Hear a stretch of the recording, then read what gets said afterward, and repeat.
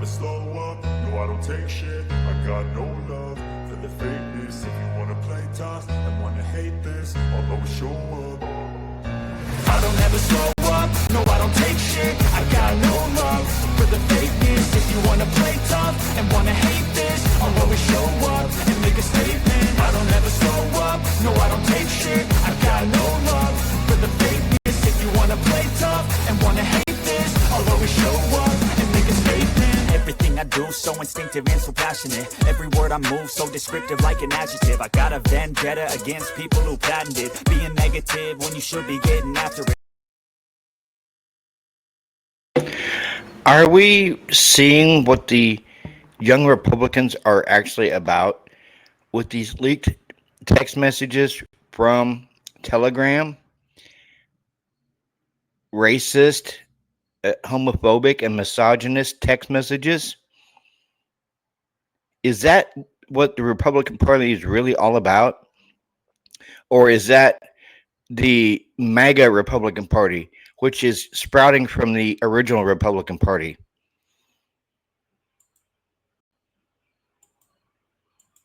We are getting a window into how a new generation of Republican activists talk when they think no one's listening, and it's really ugly. Politico obtained more than 7 months of Telegram chat messages between about a dozen young Republican leaders in New York, Kansas, Arizona, and Vermont. Now, MSNBC has not independently reviewed those messages, but what Politico published today shows the conservatives openly praising Adolf Hitler, making celebratory jokes about gas chambers and slavery and rape. For example, when the chair of Arizona Young Republicans asked if the New Yorkers in the chat were watching an NBA playoff game, New York State Republican Chair Peter Junta responded, "I'd go to the zoo if I wanted to watch monkeys play ball."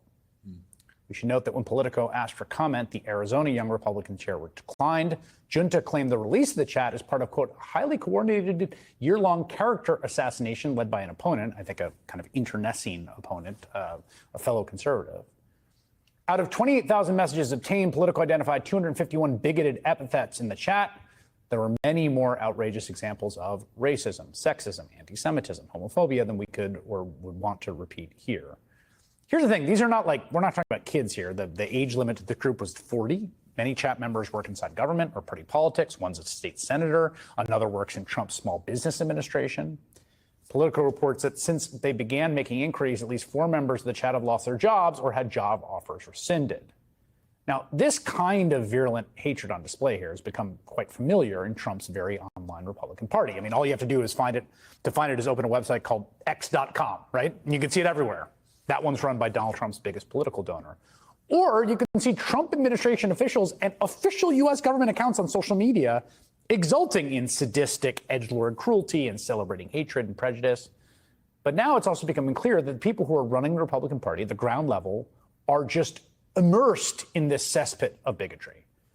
And also, it's not just, abstract. They're acting on it. I mean, this is happening at the staff level during the Republican administration that has been waging a full-scale war on civil rights law from the first day in office. Jelani Cobb is a staff writer at The New Yorker, dean of the Columbia University School of Journalism, author of a new book out today, 3 or More is a Riot, Notes on How We Got Here, a collection of excellent essays. And he joins me now. Good to have you here. Thank you. I mean, at some level, this is not surprising. No. Particularly because you can kind of see, I mean, it all sounds like stuff you see out in the open. Mm-hmm. But it does seem important to me that, like, to connect, New York Times did this great piece the other day where they were talking about the highest levels of government and all of the officials of color, particularly black officials who have been fired. That's right. Lost their jobs. Yeah. Like, it's not really an abstraction. Right. This kind of bigotry and animus and what this government is currently doing. There, you see it right there. Yeah. And also I would add to that, other things that are like patently obvious. We have had this incredible repressive attack on immigrants, even people who are in the country legally. These are overwhelmingly people of color who we see being thrown to the ground and yanked out of cars and all these. And at the same time, there's this curious benevolence toward white South Africans who are invited into the country. What gives? Special status. Yeah, special status. Like, how does that work? I'm old enough to remember the alleged S-hole countries. I'm old enough to remember when Hillary Clinton was pilloried for saying that Donald Trump had aligned himself with a set of people who would be considered deplorable. But we see this kind of language, this kind of grab bag of bigotries, the kind of dueling homophobia, misogyny, anti-Semitism, racism, like all of the kinds of worst traits. And it's been emboldened, has been facilitated by the movement, the Trumpist movement. One of the things that struck me in reading this piece is, there's all sorts of private chats people have. And people, Sure. I want to be clear that, people say things in private that are different than what they say in public. Sure. And all signs of people have private communications that would be embarrassing to be made public. But these people are, coordinating this in the context of a shared political project. Right. They're not talking smack to each other about fantasy football. They are people with power and influence. And it really does strike me that this idea, it has become an affirmative good. J.D. Vance was just posting refusing to condemn them. The culture of the right now really does embrace this. It's Sure. Whatever the opposite of political.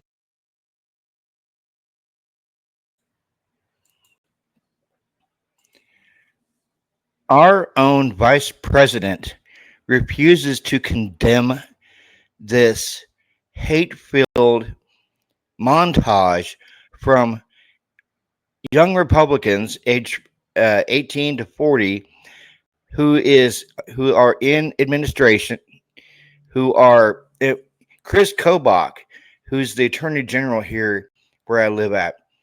One of his underlings was fired today because of some of the postings that he did in this Young Republicans group chat.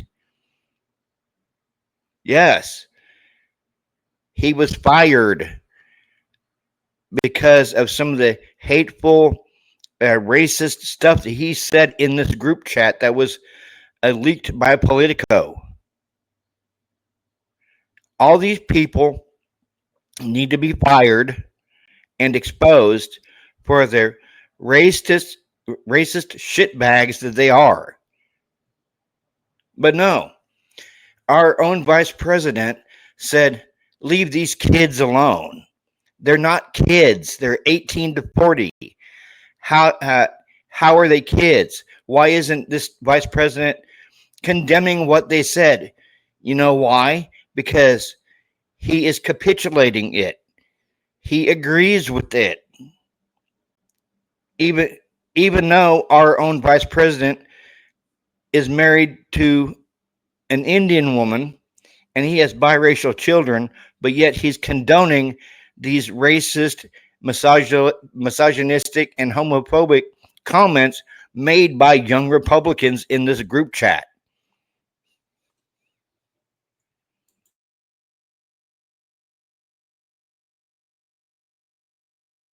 Correctness is in their minds is affirmative cruelty and racism exalted.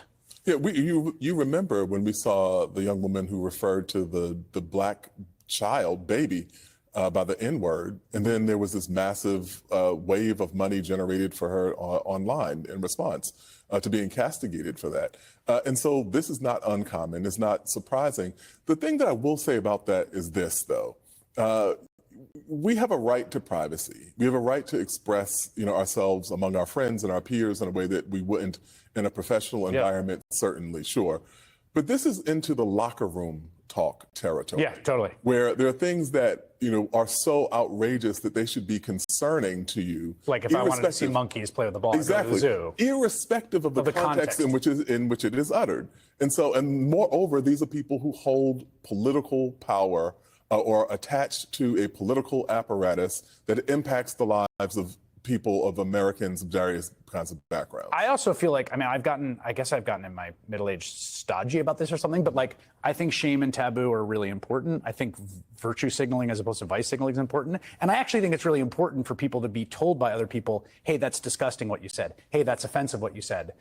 What you have here on the right these days is a culture that is the opposite. Right. That revels in it, right? That this sort of rebellion against censoriousness or DEI or you can't say anything anymore very quickly turns into "We love Hitler," Right. as maybe originally a kind of ironic take, but then not so ironic the more you say it. But I wonder if it ever was that. Right, yeah, fair point. Yes, because I'm it's like, being charitable. Right, but even when you say this, okay, it's censorship. You don't want to prevent people from being able to express themselves, sure. But what people are actually asking for is impunity. That's right. As in, you can say these things, and there is no social consequence for them.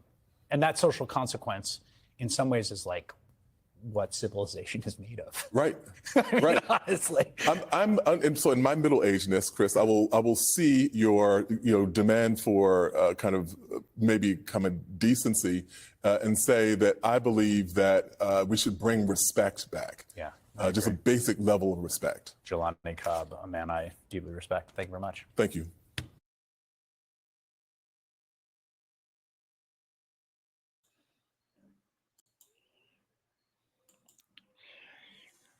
Why isn't there more people out there condemning what was said in these group chats from young Republican leaders and senators that was in this group chat?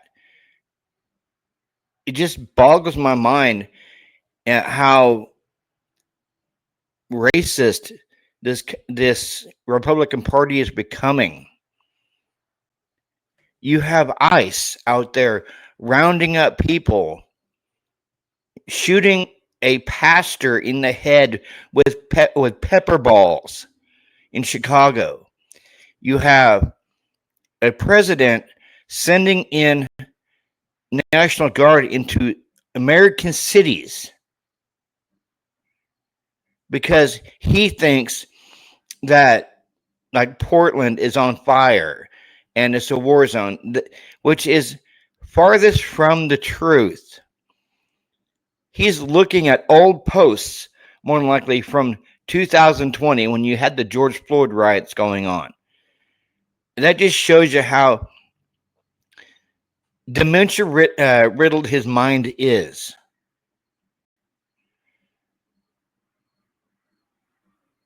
And yet, there was a comment in one of my other videos. Yes, you can rig elections. Look what he's doing right now, having Republican-led states gerrymander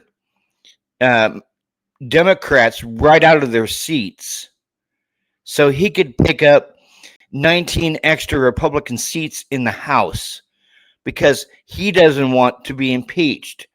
He knows if Democrats win in 2026, he will be impeached. So he's trying to make sure that no Democrat survives the midterm elections next year by gerrymandering them out of their seats. I'll be going into that in another video and be showing the actual gerrymandered maps. Everyone have a good night. Peace out.